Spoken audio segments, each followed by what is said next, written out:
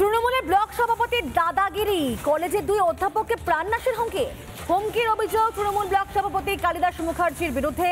Block সভাপতির দাদাগিরি সেই video viral হয়েছে। বেলিয়াতোড় জামিনী রায় কলেজে বিতর্ক। বাঁকুড়া পুলিশ সুপারকে লিখিত অভিযোগ দায়ের করেছে অধ্যাপকরা। যদিও শাসক নেতার বিরুদ্ধে এখনো পর্যন্ত কোনো ব্যবস্থা নেওয়া হয়নি পুলিশের তরফ থেকে। তৃণমূলের বিরুদ্ধে ওঠা অভিযোগ আবার অস্বীকার করেছেন খোদ তৃণমূল নেতা। উল্টে রাজনৈতিক চক্রান্তের অভিযোগ তুলেছেন তিনি।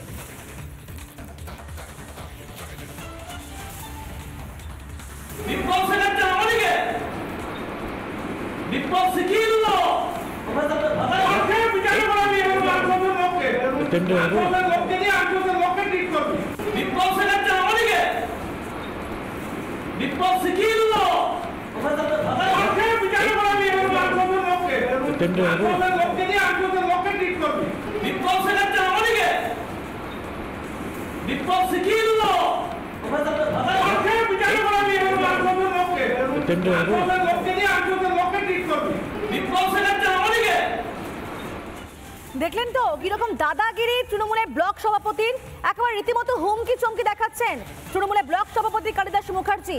যারা অভিযোগ করেছেন সে সমস্ত অভিযোগকারী অধ্যাপকরা কি জানিয়েছেন শুনুন।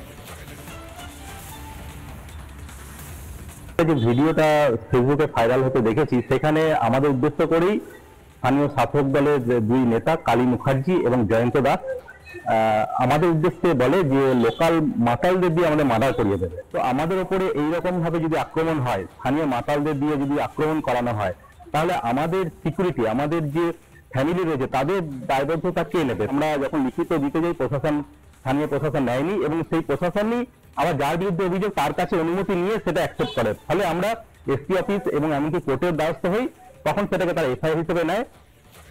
বাঁকুড়া পুলিশ সুপারকে লিখিত অভিযোগ দায়ের করেছেন অধ্যাপকরা। যদি শাসক নেতার বিরুদ্ধে এখনো পর্যন্ত কোনো ব্যবস্থা নেওয়া হয়নি, এই নিয়ে স্থানীয় বিজেপি ও সিপিএম নেতৃত্ব কি জানিয়েছেন শুনুন। এই ভিডিও দেখে পরিষ্কার যে তৃণমূলের ব্লক সভাপতি তার নেতৃত্বে অধ্যাপক নিগ্রহের যে স্ক্রিপ্ট, সেই স্ক্রিপ্ট আগেই লেখা হয়ে গিয়েছিল। এটা অত্যন্ত নিন্দনীয়। আমরা ভারতীয় জনতা পার্টির পক্ষ থেকে এর তীব্র প্রতিবাদ জানাচ্ছি। অধ্যাপকদের অসম্মানিত করার জন্য কারা জড়িত এবং কারা যারা এই দুষ্কৃতিকারী, যারা মদ্যপ, তাদেরকে বাঁচানোর চেষ্টা করছে এবং তাদেরকে পরোক্ষে মদত দিচ্ছে, এটা মানুষের কাছে প্রতিদিন পরিষ্কার হচ্ছে। থানায় অভিযোগ জানানো সত্ত্বেও দলদাস পুলিশ প্রশাসন, বেলিয়াতোড়ের পুলিশ প্রশাসন কোনো ব্যবস্থা নেয়নি।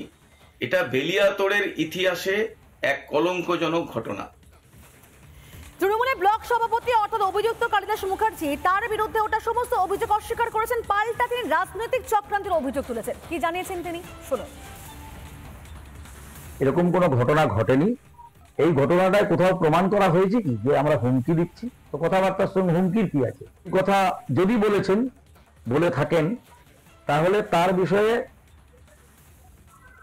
আভ্যন্তরীণ তদন্ত প্রয়োজন, যে তার সাথে প্রিন্সিপালের কি চলছে, কিভাবে চক্রান্ত করে শিক্ষা দপ্তরে পর্যন্ত চিঠি চাপাটি করেছেন এবং কোর্টে কেস চলেছে অধ্যক্ষকে হেনস্থা করার।